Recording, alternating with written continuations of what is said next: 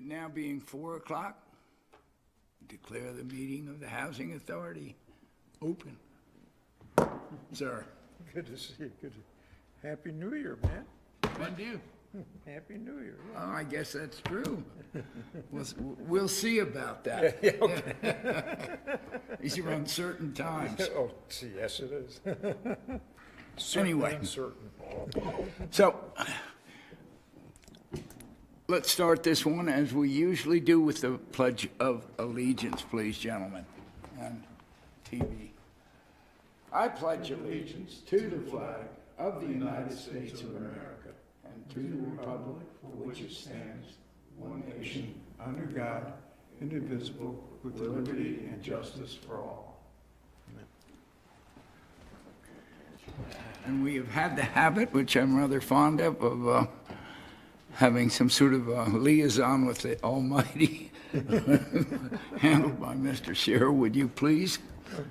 Oh, Father God, we just thank you for giving us the strength and the power to be in this room today. Lord, you're an awesome God, and you give us so many opportunities to serve, and Lord, this is one of the greater ones. In your name we pray. Amen. Amen. Thank you so much. All right, beginning with the approval of the minutes, may I have a motion? Move to approve the minutes from the last meeting? And I have approval in a second. Minutes approved.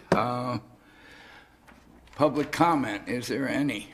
There is none on the, we just checked the list and there's nobody set Right. requested. Very good. Well, I open and close public comment in one swoop. Executive Director, sir. Okay, so first, I'm going to jump quite ahead because I'm afraid I'll forget to mention it if I don't. We're working on a new website for the Housing Authority, and one of the things we're doing, it's looking good. I got to see a pilot of it today, a little sample of it. It's looking really nice, tight, and we're also going to have board members on it, and we need pictures from our board members. So if you don't have a professional headshot and you wanted to hang around, I'd love to do my best to take a shot at getting your picture after the meeting. So, Eternal fame. so if you don't mind, if you have one and want to email it, that'd be great too. Just a little incentive. Both Katrina and Judy have sent theirs in, so we have 2 from them. So we want to get your 3. So we'll go from there. In regards, you see the monthly reports. You have them in front of you. Regarding vacancy, maintenance, and housing choice voucher updates, and they are all right there. I will say that we sent out, in your packet is a report that's a little bit different than what we sent out, but not much. We made a couple of corrections. Overall, if you look at the trends, they're going either staying the same or going in the right direction with most of the stuff we're looking at there. You'll notice a big jump in work orders at Graysonville Terrace in one of the months, and the reason that big jump is because we did unit inspections out there, and that always creates a bunch of work orders. So those go way up because as we visit each one, we have to create work orders, which makes Brian quite nervous, but we knock them out and get them all done because we go in and look at every unit. So as a follow-up towards the board retreat, I'd like to thank you all very much for attending. Most people I spoke with, if not everybody, said it was a good success and they got a lot out of it. The visitors who came said it was a good success. Just as a summary of it, some of the challenges and opportunities we addressed. Key topics we included were housing availability, addressing barriers such as behavioral health and low wages. We talked about improving operational efficiency, and we discussed strategies of what to do in the future, including expanded housing availability through partnerships, utilizing undeveloped land, and empowering tenants with life skills were some of the things that were suggested. We also emphasized at the retreat balancing affordable housing with quality, exploring innovative solutions like modular homes, public-private partnerships, and low-income housing tax credits, which we might have a little discussion of that later on today at this meeting.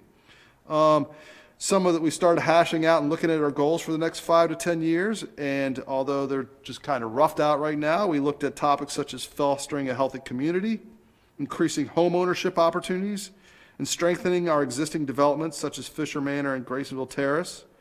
We also talked about more staff training, streamlined operations, and community engagement. They're also important. A copy of the retreat summary was emailed out to everybody shortly after the board meeting, and that one, the summary has a lot of links to other documents, so if you go on that one, you can click and hit, and it takes you to a bunch of links. We also have a hard copy, which doesn't, you can't do that on the hard copy in your packets, but I encourage you, if you haven't already done so, to look that over. In regards to our budget, we are working on, and we have been ongoing, working on budget coordination. We're working real hard to establish a clear and effective framework of managing our day-to-day bookkeeping. And that's ever since the county has joined partnership, we worked real hard to make that happen. And the county's been real helpful with that. And we continue to tighten and make that stronger. We're working to manage day-to-day bookkeeping, our auditing, our financial management, and our budget process. Some of the questions we're working on is how do we want to balance out the county's computer system with our own property management and budgeting system, which is SACS for us, and how we want to tie that up with Tyler and Munis. I've been working closely with Jeff Rank and other folks from the county office to look at how we're going to refine our processes. We're looking and talking things about different renovation costs. When we do renovations, how does that get counted in the budget? So as you can see, some of the stuff is a lot of the theme of today's report is we're really starting to drill down and look at detailed stuff. Going deeper into how does the budget get structured? How are we going to do that from year to year? And those are all things that we've been working on over the past couple months. That's where my focus has been a lot of now that we've got our work orders going strongly and we've been repairing a lot of things. We're really trying to work on that type of stuff, more the detailed budget type stuff. In regards to the budget, I'm currently working on the capital budget for the next 5 years and also plan to have an operational and capital budget to present to you and hopefully get approved in the March meeting. We'll get copies of it out to you before then to review, but hopefully it'll be reviewed and we'll be able to approve that at the March meeting. Housing choice voucher. We have about 230 units that we have just through our developments. Well, we have almost an equal number of housing choice voucher clients. Currently, I think our numbers are right around 179, 180, right in there. And there's a lot to that, where we're providing rents for other folks too. So that's an area I also I know a little bit about, but I want to gain strength. So I've told you that I've set to take a training in that, a week-long training to learn more about housing choice vouchers and Section 8 vouchers. That's going to happen the first week of March. And I'm going to be for that week, I'll be down in Florence, South Carolina, getting a training from the group called NAMAK, which is known for lots of housing authority stuff. I mentioned earlier about the budget and how we're tightening it up and trying to make it work. And so it's transparent and organized and clear and makes sense. We're also working on other backbone type improvements. Our filing system, which we've had at least 2 consultants come in when they looked at our filing system and say it was completely unorganized and hard to fill in. We've spent the last 2 or 3 months, well, about the last 2 months working to reorganize our electronic filing system. And we now have a weekly meeting where the staff and I get together and figure out what goes where and what the process is going to be. So once we get the whole system organized, it'll stay organized and all the staff will be on the same page. That's kind of inside baseball, but that's where we're at now with this transition, trying to make things, we wanted to get work orders tighter. Now we want to get our inner office tightened, and that's some of the things we're working on. Let me interrupt for Yes. 1 second. So in forming up the budget, have you come to any estimation yet as to what the ongoing year by year this operation runs at a deficit? Basically what that amount to the county is? I'm not asking for the number, I'm asking if, do you have a sense of where it's going to be? I have a sense based on what folks have told me from previous years. I don't have a number where I could really want to I think you can judge it from previous years. Exactly. So that's where, and right now we're working on the capital. I'm getting closer on what capital projects I see coming, but operationally, we're not there yet because the first in line is the capital budget. So that'll be the next thing in line, would be the operation, and to get that number. We were plainly probably $1 or $2 million behind on the capital side. where do you think we stand in terms of how much of that, whatever that mystical number is, how much of it's done and how much of it isn't? I mean, like, for example, one of the things I was working on today in the budget was we have done, and I can go down, for example, we've gone down and we've started working on rehabbing Fisher Manor. And we've had to do two total overhauls or 3 total overhauls of apartments there, and we think we'll have 6 done.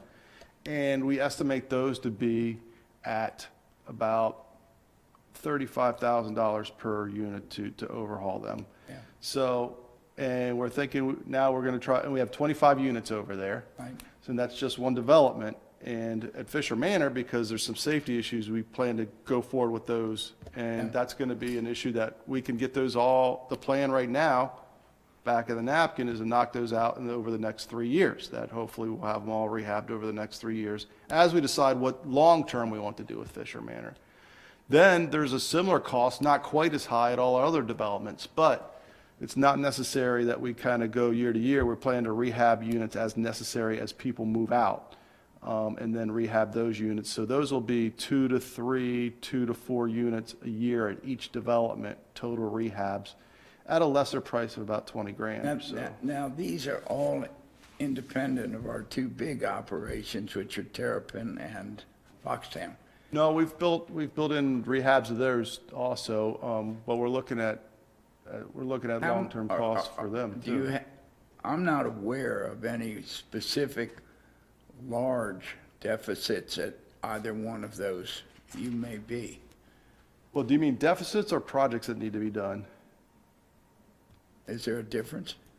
Well, I mean, I think of a deficit as like a Well, I mean, financial. deficit in condition. So like there's always turnover, so apartment turnovers, but like, for example, at Terrapin, we've got new flooring on the first floor, but the Right. second and third floor, so those are things that we might have to look at there, flooring and then painting the hallways, et I cetera. think we're gonna do more than look at them, we're gonna fix them, but. Yeah, so that's- but- they're so in that's a project, but I'm just trying to get some sort of sense of,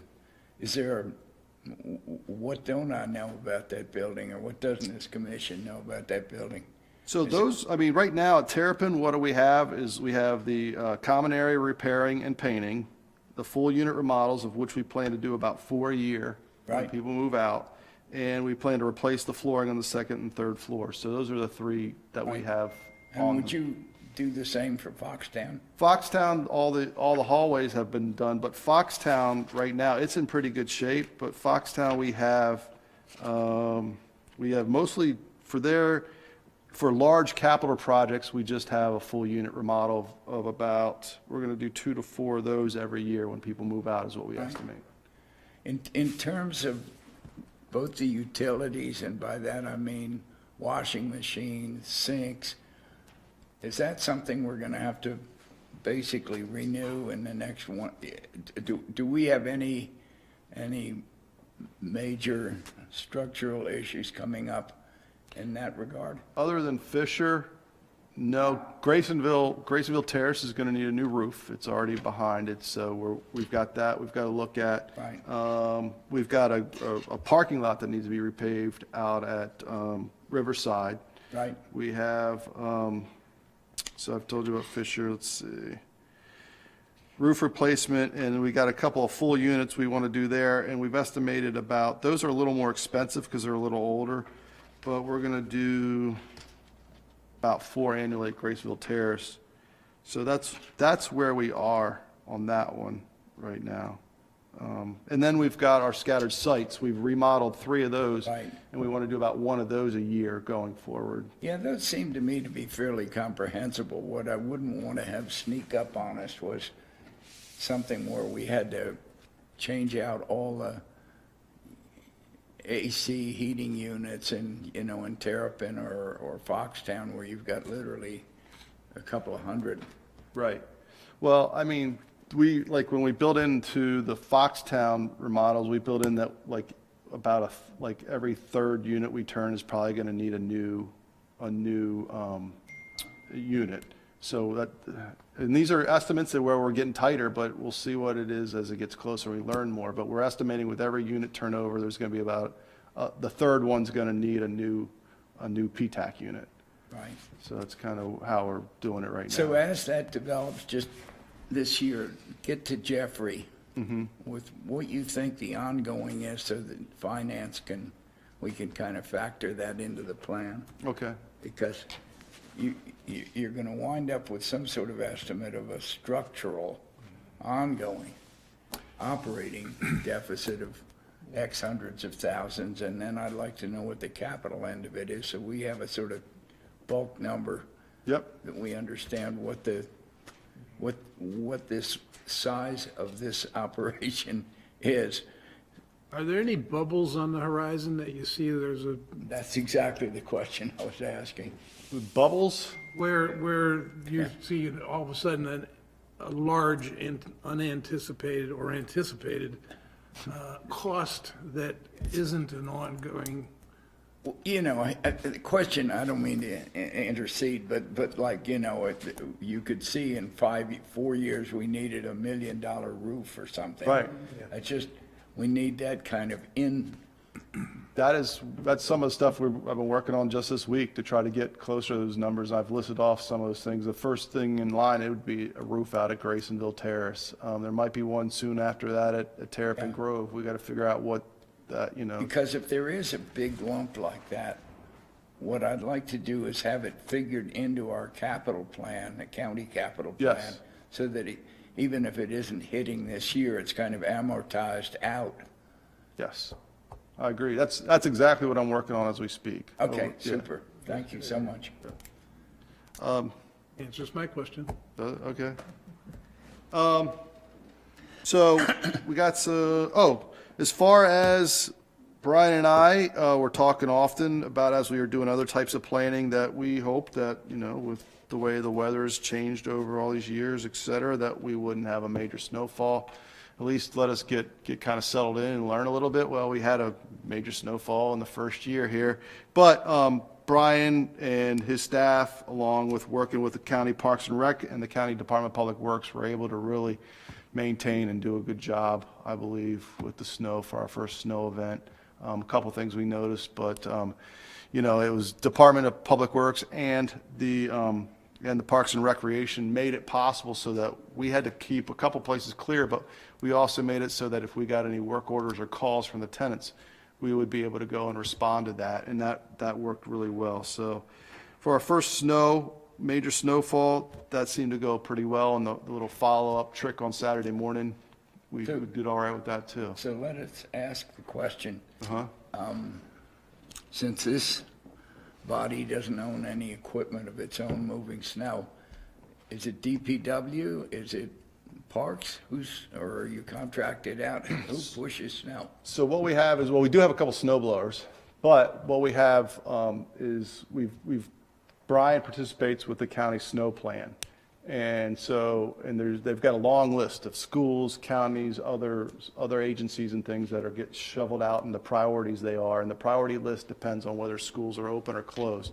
And all of our facilities are on that list. And basically, they're all handled one way or the other, mostly by Department of Public Works or by Parks and Recreation. So it could be either one. Well, yeah, but there's a plan. There's a list, and they're specifically I take your identified. question. Yeah, Just asking. yeah. It could be either one. It could, yeah, they're both helping us out. And we are also, like, for example, we handle ourselves the sidewalks at No, I Graysonville. understand. Yeah. I was specifically asking about plowing because, you know, you could get some private contractor to make a deal if they didn't have the capacity. Right. Well, thanks to the county, we've been able to avoid that so far, and they've pitched in. So, Yeah, excellent. So the services that the county provide, are they charged back to us on a quarterly basis, or the work they're doing for us? It's not pro bono, I don't suspect. at this point, we haven't worked that Is piece pro out yet. bono. Yeah, at this point, they're providing that in kind, yes. We have friends in high places. Okay, that's good. Keep those friends there. So that's on the snowfall. I'm also the state, you know that we have the housing choice vouchers, which some people know as Section 8, but Maryland State also put out some funding this year, or for this year, for housing choice vouchers, and Queen Anne's County was awarded $75,000, so it's another project. I actually worked on that during the snow, but we got our contract with the state completed and submitted, so hopefully soon we will be getting about $75,000, which should go to fund and provide rental assistance for an additional 3 to 5 families, depending on the cost of their rents. The prioritized population for that is homelessness, people who are homeless, people who are veterans, people who are disabled, children under 18, elderly over 16, or foster children 18 to 24.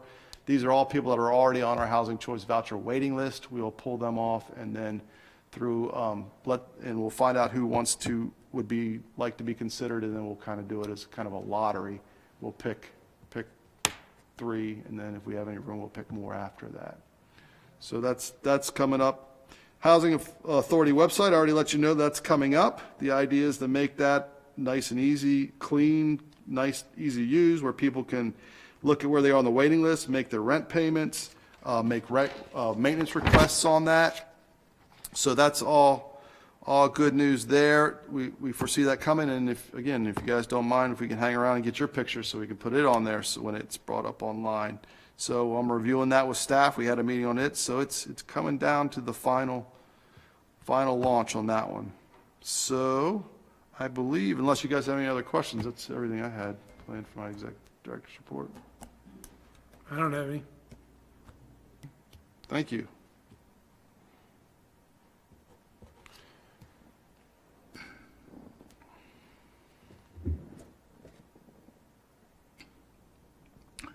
So does that conclude the director's report? Yeah, it does. All right.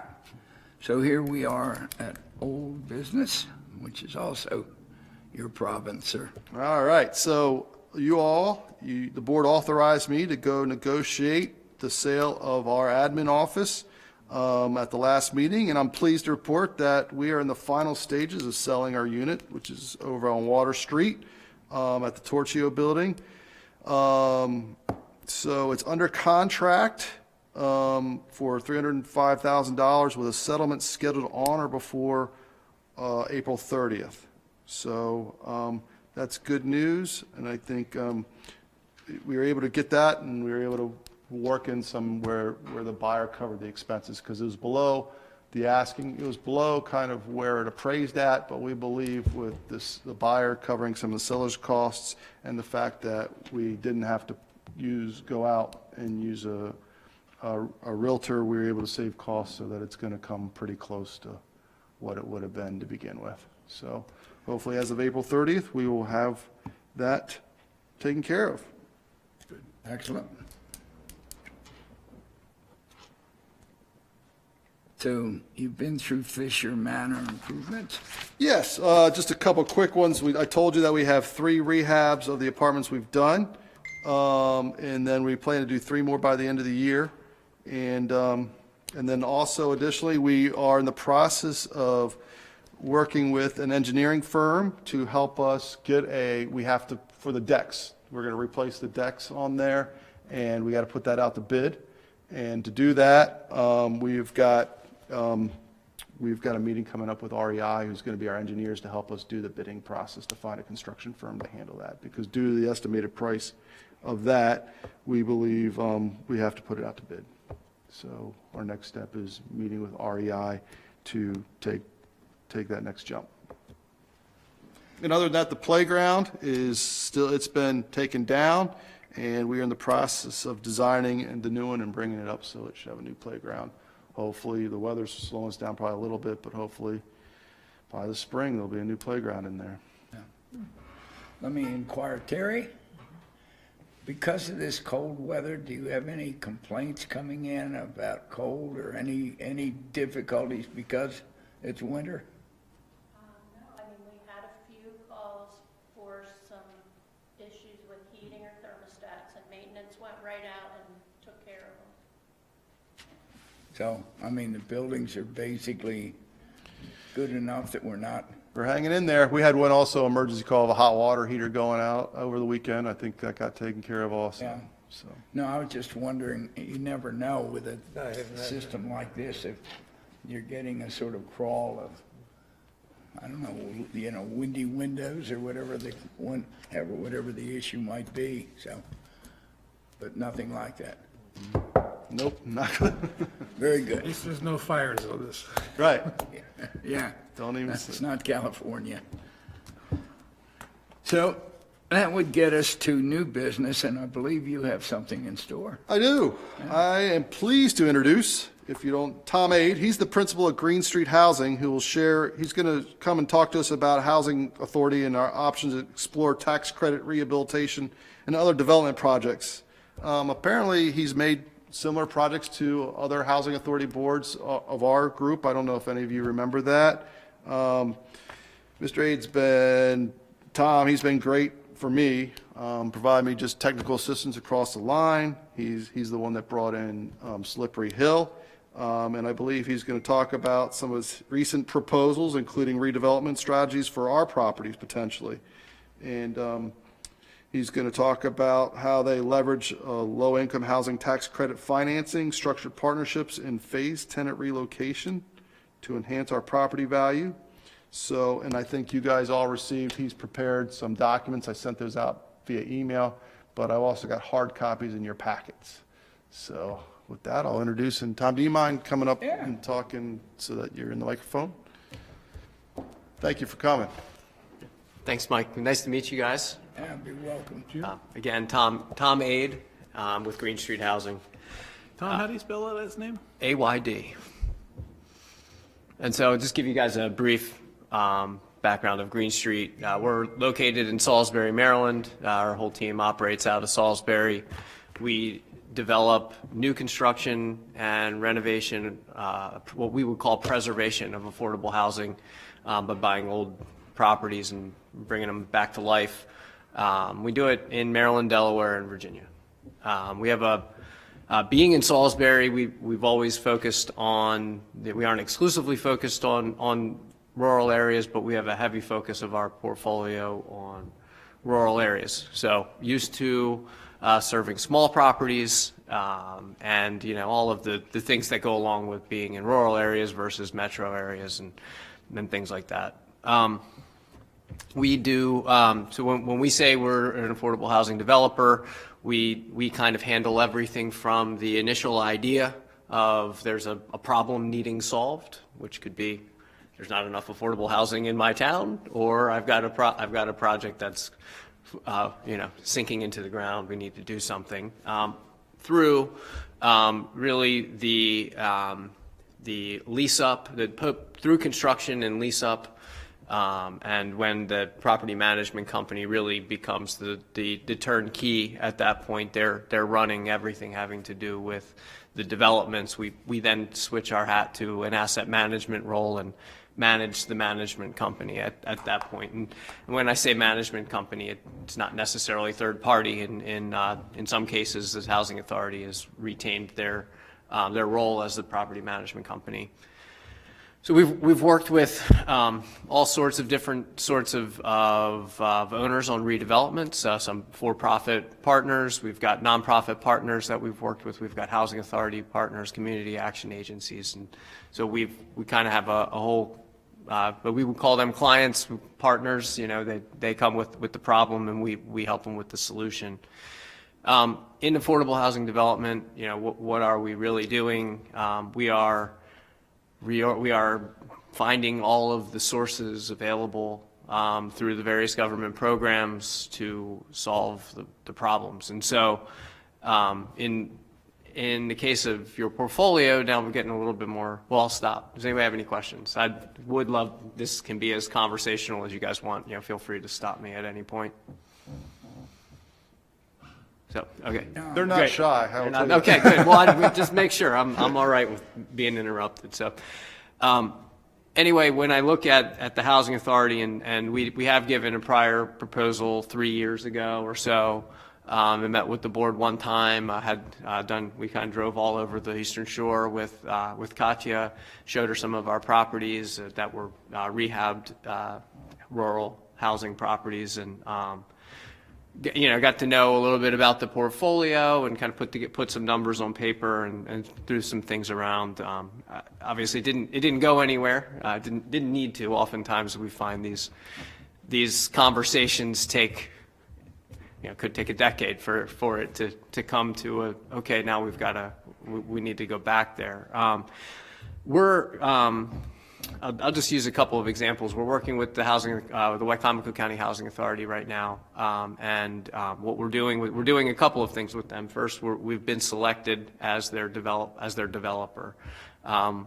One of the projects that we're under construction on right now is a prior public housing site, and so we're doing a big renovation, about $110,000 a unit renovation to that site, 75 units in Salisbury. And we, from a transaction perspective, brought in a 24-unit property that was around the corner, previously owned by the city, financed with partnership rental housing funds from the state, much like many of your properties have as partnership funds. And we recapitalized that using the low-income housing tax credit. The partnership project, we're roughly spending about $130,000 a unit. We had a unique situation there. The management did not keep up with the capital repairs. It's good to hear you guys talking about the importance of the capital repairs, but the management company in that situation wasn't keeping the city apprised of the capital needs that were being neglected, and one of the buildings ended up condemned by the time we ended up getting it through an RFP.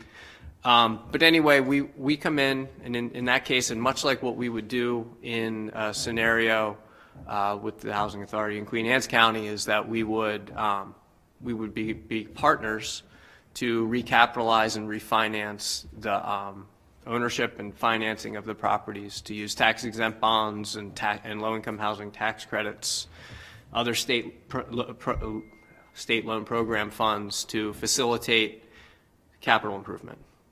Do you have ability to bring federal money in for these projects? Yeah, I do. And I'll caveat that. The federal dollars that come into the program are, one would say that the low-income housing tax credit is a federal resource. It's a Treasury program that's given to the state to administer. It's federal tax credits, but you syndicate, you sell the tax credits, if you will, to an investor. The investor, which is generally an institutional investor, so we're not talking about high net worth individuals. We're talking about banks who have an interest in community reinvestment, whether by force, the Community Reinvestment Act, or by interest. They're looking for an economic yield. But nonetheless, the investors are buying the tax credits through a 10-year strip of tax credits, and so federal dollars. Federal tax credits translate into private equity investment from institutions, so yes to that. Through the state, we would usually have access to federal housing trust funds or home funds, and these home funds would be different than what the county might apply for through the state. These are what DHCD and CDA would suggest are their pipeline financing products, so home funds and HTF would come through that. So are we okay, say the building is built, who owns the property? Well, it's going to get really complex before it gets any easier, and I wish I could simplify it a little bit better, but we would structure a partnership right now. Well, I'll use the example of the Housing Authority in Wicomico County, because I think it illustrates it pretty well. The Housing Authority owned the property. The Housing Authority forms a joint venture partnership with me, with Green Street, and now we move forward with the refinancing.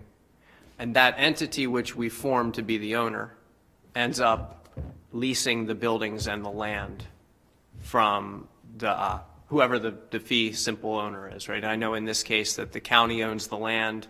In many of the cases, the county owns the land, and the housing authority has a leasehold interest in the property, but owns the buildings, and some combination of that. We kind of we live to sort through that stuff out with you. So this is always on rehabbing existing property. You don't do any new construction. We do new construction as well. And so new construction, one step simpler, you're only transacting land, and so land can be transacted in a leasehold interest or in a fee simple interest. And so we've done both. In most of the cases with a housing authority or a nonprofit who wants to remain engaged in the property for the long term, we're entering into a lease to handle the conveyance of the land for the duration of the lease. So the land is retained by the county? We could structure around that, yeah. That wouldn't be an objection. You come in and you develop it, you manage it, and the upside is you can develop it and manage it with greater skill than a in-house organization. Is that it? Well, I'm not going to claim to. just- I don't want to claim to do the management better, right? I think that's Do it cheaper. definitely not likely. So no, I'm naive about the process. So I'm just thinking, okay. So the when we think about what we would make as a partner, right? We would say to the housing authority, would you guys like to be the long-term manager of this asset? And if you do, here's layers of complexity and compliance we've got to overcome from your staff perspective. And we'd have to have a strategy to handle some of the new compliance and regulation that comes with the tax credits. But I would always turn to you guys and say, do you want to be the manager? If you guys said, we actually kind of like to work our way out of the management business, I would say then that we would jointly agree to find a professional affordable housing property manager to then run the operations of them on the long term and then manage them together. I think with a joint interest, us primarily focusing on the financial performance, with you guys perhaps a little bit more, like generally speaking from my experience, a little bit more focused on the social performance of and the long-term programs there.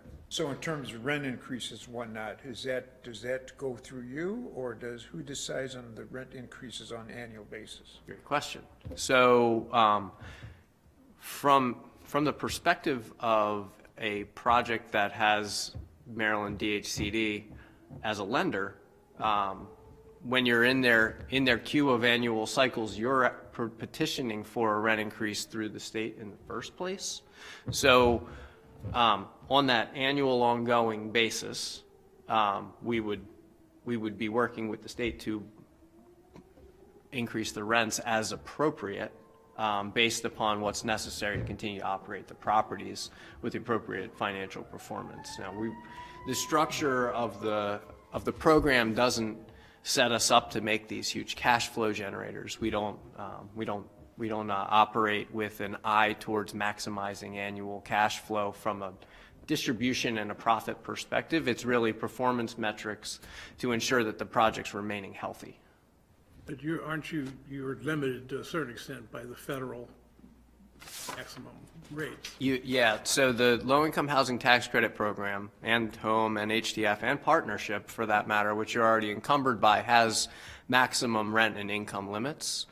They become more stringent with the tax credit program and more compliance-driven, a little bit more complex.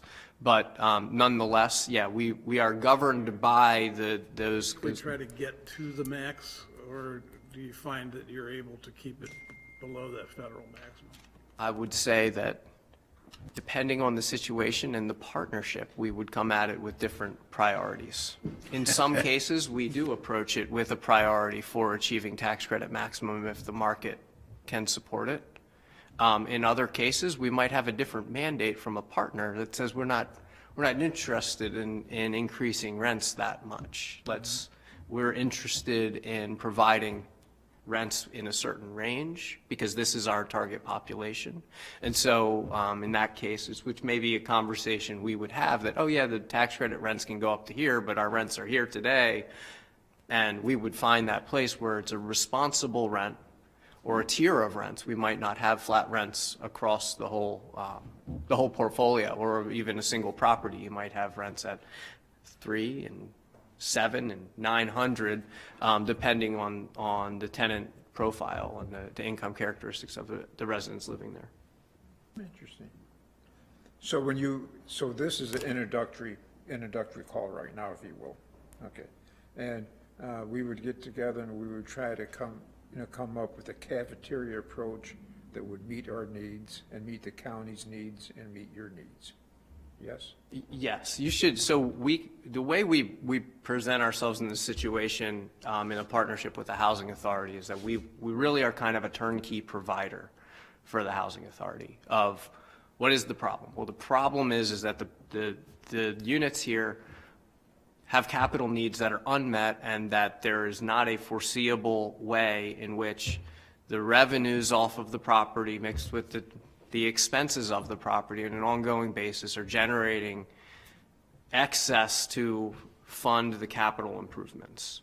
And so what the tax credit program does and the state subordinate loan programs do when layered in with the existing financing is they give us that opportunity for a burst capital injection. And so we've got a project, I'll use one example. It's called Fairview Apartments, which I gave a case study of in my write-up for you guys. It's in your packet. It's basically Terrapin Grove, but located up in Rising Sun. And it was owned by a for-profit party, and they were interested in exiting, and we purchased the property. Is a senior property, 75 units, and built in 2001. And the property was at a point where the roof needed replacing. The P-tax we were replacing 3 to 7 every year, and we were probably looking at the previous owner was looking at a cliff where, likely we've reached the end of the useful life for a number of these systems. And so we came in and we identified a scope of work that was focused on energy efficiency. We replaced windows, we upgraded water heaters and the appliances, the lighting fixtures. We tackled if there was a desire for a different type of flooring in some of the units, we got rid of some laminate flooring and put in a faux wood and enhanced some characteristics that everybody liked as units were getting turned. We attacked some structural issues. There was a water leak behind the brick that had been persistent and existing since the property was built, and we actually had to tear a portion of brick off to replace a structural problem behind. Anyway, it said, we kind of find this situation where the project can't keep up, and the capital that can come through the tax credit program gives us the opportunity to reset the life of the property. So what you can bring to the table is a consortium of investors who are looking not for physical assets, but for the tax credits as a result of investing in the buildings. Yes? You said that correctly, yeah. So we don't just, it's not that we just bring the tax credit investor. It's really more of the whole process with Maryland CDA to go through how do you obtain the tax credits, how do you structure the deal, when do you apply, how do you move it through, what resources are available, and when are the what are the risks, when do they get appropriated, and so we kind of manage that whole relationship with the state for setting up and the process to ultimately close on the financing.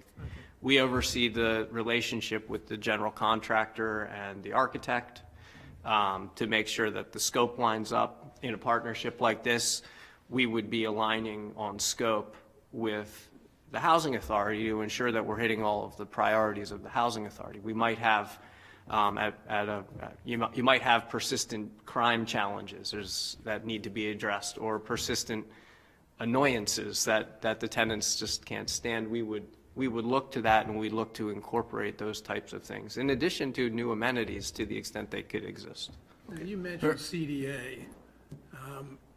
Are these a blanket of all units within a project, or are they done individually? So we would tackle, at minimum, a project location at a time. We could, and this is so the first thing we would do is we would study the most immediate challenges of the housing authority to decide if anything really needed to happen much sooner than anything else. We would consider the sequence of the different types of financing and when they're available through the state. We would then say, well, can we, from a transaction perspective, support bundling any of these properties to maybe tackle 2 at a time or 3 at a time, depending on how the financial feasibility works between them or what the scope of work is. They don't have to be pre-sold individually before you can. So this preserves rental housing. So nothing changes. So the way we look at it is nothing is except for to the extent any rent changes need to happen, which is not a thing that we would impose on this. This would be something we all sat down and looked at and tackled together. To be really clear there, we're not selling that's what our objective is here. But we would look at it and say, well, this rental so maybe we have one strategy for Fisher Manor because its condition and its type and size is way different than Graysonville Terrace, and so we might say, well, this is how we would attack them together, here's how we would attack them separately, and we would come up with a program that really kind of made sense for it, and could be something that happened over time, do one, then another, and then another, or tackle a few. I don't imagine you want to do them that way, though. Do you, one at a time? I think it all depends, right? Not every project needs it, and so I wouldn't want to say take it or leave it in that context. I think more importantly is to from a really transparent perspective, talk about the portfolio, the needs, and then line up a strategy that really works for everybody. For curiosity, in that building you mentioned, what typically would be your median apartment rental? I mean, typically what kind of? So on that project Fairview, it in Rising Sun, and it's in the Baltimore MSA, it was achieving tax credit maximums probably around $1,100 for each 1-bedroom apartment. Right. Yep. But also let's understand that was privately owned. The seller needed Take your point. Yeah. I think you probably sense about this operation, and certainly the questions we asked before you.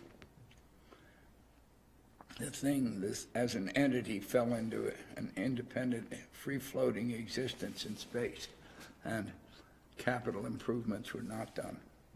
There were no rental increases. It just kind of drifted. So as the county became involved with it, the first thing we needed to do was to figure out, as you hear us working through this process, basically doing what you're doing, what does this thing cost to fix? What does it cost to run? And what do the county commissioners determine a level of support that they would like to provide, and a level of support that the tenants can. So we are working our way through that. And this county is in the fortunate position of having sufficient both capital means and social will to get that done. I think when we get this in hand over time, we will certainly be considering some sort of an expansion. At the moment, what we're trying to figure out, when they tell you don't bite off more you can chew, how much we've bitten off and how much we can chew.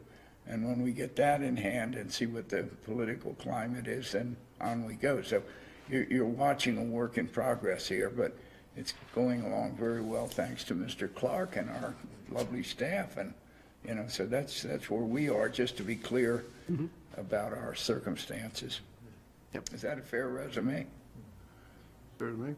It's just, like at the last retreat, the board retreat, we talked about, there's discussion about, you touched on it, there's a need for affordable housing, more affordable housing. So we've got that issue, but we also, it's a perfectly valid point that, hey, you know, we've got to walk before we can run. And we've been stumbling. And then the other side of it is that the stuff we have in our portfolio is getting older and is getting, and we do have, and this group has discussed, you know, we're doing quality fixes, but they're midterm fixes. They're not long-term fixes. So as we look at our current stock, how do we want to proceed once we get our noses back above water there? What do we want to do? How do we want to handle it? I would only correct you to say, I don't think we've ever stumbled. No, I don't. I'm speaking for myself. Speaking for the board. Have you familiarized yourself with all the Yeah. Queen Anne's County projects? Yeah. Okay, Yes. So, No, he do you went- see? I mean, I've not been in any of them Okay. personally, I was but just I've wondering whether driven there through was them any- all, and He went And around from to your Katya. standpoint, any one of the projects that would best be suited to what you're, well, I mean, I think that you've got two different. I think we have to put Fisher Manor on its own island. Yeah. Its capital needs are, if you've even got a full grasp of them, you know, it's a unique. It's the oldest. It serves a tougher population from a use and abuse perspective compared to, you know, the senior properties. And I think the senior properties, you would, as I drive by them, you probably rate them right along their age. Yeah. With Graysonville Terrace being the one that probably needs the most capital the soonest. And whereas you've got, you know, Foxtown, you probably don't need much. I mean, it kind of aligns with what Mike was saying. It was built in 2004 or maybe even newer, and you know, it's probably in pretty good shape. Hadn't gotten there yet. But No, I think the county, it didn't know the exact amount of dollars to the dollar, but it knew in bulk what it was up to. And more than that, the county and the board were quite clear that what we want, the level of rent and should we say, what's the word I want, Mr. Clark, the level of comfort that the tenants, we wanted to keep this a very tenant-friendly thing. It seemed to us to be a public service, and that it wasn't a commercial enterprise. But public services, you have to balance them. We're running an ambulance service and a sheriff's department and a lot of other things, so this is kind of part of the great mix. yeah. Is it fair? fair. Yes, sir. So I guess the last thing I would say then is also we do new construction, you know, so you asked if it's just renovation or just new. And so we do new, as you guys have seen with the Village at Slippery Hill. You know, and to the extent that expansion interest is along the lines of just, oh, well, we've got some land, we'd love to know if it's buildable, we'd love to know if it can be financed with the low-income housing tax credit. You know, that's where we play, and so certainly those conversations all can be a part of any of the I would conversations. say of this operation, we are kind of in midstream right here, and that 6 months or a year from now, we will be at the point where we will be able to talk about that kind of Yep. adventure. Cool. And we've got to keep the upgrades affordable to the residents. Now, are you involved with Slippery Hill? Oh, Yeah. They are slippery. Yeah. The, when I hear residents talking about Slippery Hill, I hear that the rents are too high for them to afford, even with a voucher, if you will. I mean, so that's something that, you know, is kind of dear to our heart. How can we continue to serve our public as best we can and make smart renovations? No, so that's the, you know, as I listened, I said, geez, what can we do in the future? I like the fact what you did with Slippery Hill. You built it pretty quickly, and it's up and done, and it's nicely occupied. But the downside I hear is, hey man, we can't afford that, and that doesn't do us a lot. Yeah, I wouldn't say that the desired service is exactly the same. You know, I also would admit that Slippery Hill got pummeled by interest rate increases and construction cost increases. At one point in time, we thought we'd never move the second and third phase forward. We had to push the rents to pretty much the top of what the market analysts suggested was possible to achieve in order to make the projects work in the first place. It's an unfortunate reality of what we had to do there. We would have loved to have kept the rents a little bit lower, to be totally honest with you. But when we look at something like a partnership we would be pursuing to renovate, revenue maximization isn't among the priorities of me as the developer. Execution on a transaction that can facilitate the goals of the partnership is where I look. And so when it comes to the rents, we're sitting down and talking about what might need to, if anything, happen with the rents before we talk about how far we're even going to consider going with the scope. Because that's not what my role needs to, I'm not compensated off of that. And so, I look at it as this is what the transaction would need, or else we just can't do it, right? And so that's what the nature of the partnership would look like, is a really transparent I dialogue certainly there. appreciate your position in this. People don't realize really operationally what the kind of facilities we provide really do cost. I mean, if you figure the amortization in and so on, we are providing this service at a remarkably small fraction of what the real reality is. Yes, I agree. So, but it's a generosity of our taxpayers. Okay, very good. Thank you, thank you. Thank you. All right, well, thank you guys, That's appreciate great. it. Thank you so much for everything. Thank you. Good exposition. Sir? That's everything on the agenda, and we have some guests that joined us. I don't know if you want to check in with the guests or not. Yeah. Okay, or I can check after, so.